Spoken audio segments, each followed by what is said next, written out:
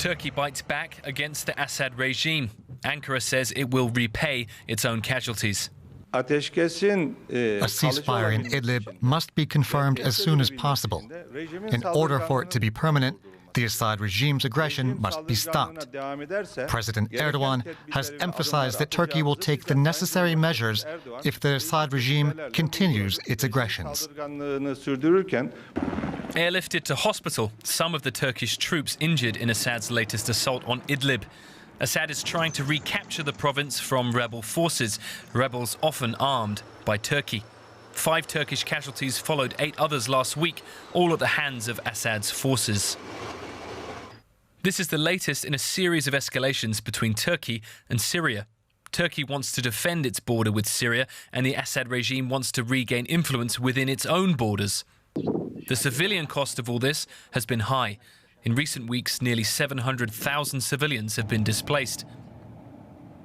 At dawn, a Turkish military convoy enters northern Syria, joining the effort to halt Assad's offensive, showing that Turkey means what it says about defending its own border. Okay, let's get more on this story now from DW's Turkey correspondent, Yulia Han in Istanbul. Good day to you, Yulia. How significant is this latest escalation between Syria and Turkey? Well, direct clashes between NATO member Turkey and Syrian regime forces have been extremely rare in the nearly 9-year-old Syrian conflict. Turkey has militarily intervened in 3 operations so far in Syria against the so-called Islamic State, against Kurdish-led forces it considers a terrorist threat, but it has so far avoided attacking Assad's troops. So what we have been seeing there, the latest incidents, are some of the most serious confrontations between the 2 countries so far. In the past week, Turkey has tried to reinforce its military posts in Idlib by sending in hundreds of military vehicles and reportedly thousands of troops. So all of this in an attempt to stem Assad's deadly offensive on Idlib, and all of that, as you can imagine, adds more instability to an already toxic mix there. Yulia, why is Idlib so strategically important that both Syria and Turkey are willing to escalate the deadly fighting there?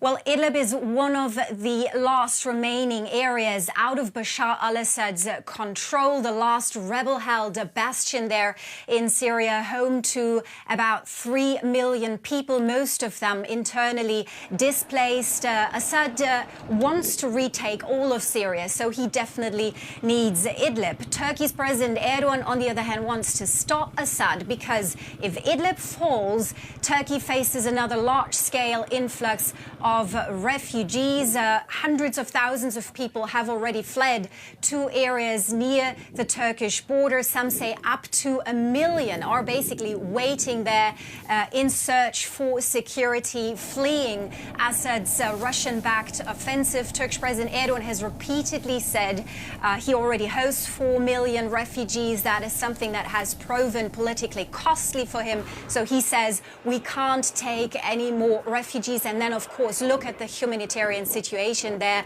People are living in makeshift camps. It's winter, it's freezingly cold, and some organizations say that nearly half of Idlib's 3 million civilians are children. Okay, now, Yulia, with so much at stake for both sides, where can we expect things to go from here? Well, that's difficult to say. Much will probably depend on Russia, President Bashar al-Assad's most important international backer. President Erdogan has given Damascus until the end of the month to retreat to ceasefire lines that he agreed on with President Putin in 2018. But so far, Assad does not seem to be interested in that. Turkey is holding talks with Russia since Saturday, but these talks have also not yielded any results yet. So the question is Russia able or willing to rein in Assad? So we're going to see the tensions further increase, I'm afraid, but we'll have an eye on that, keep an eye on that and watch the situation closely. Okay, Yulia, for now, thanks so very much for that from Istanbul.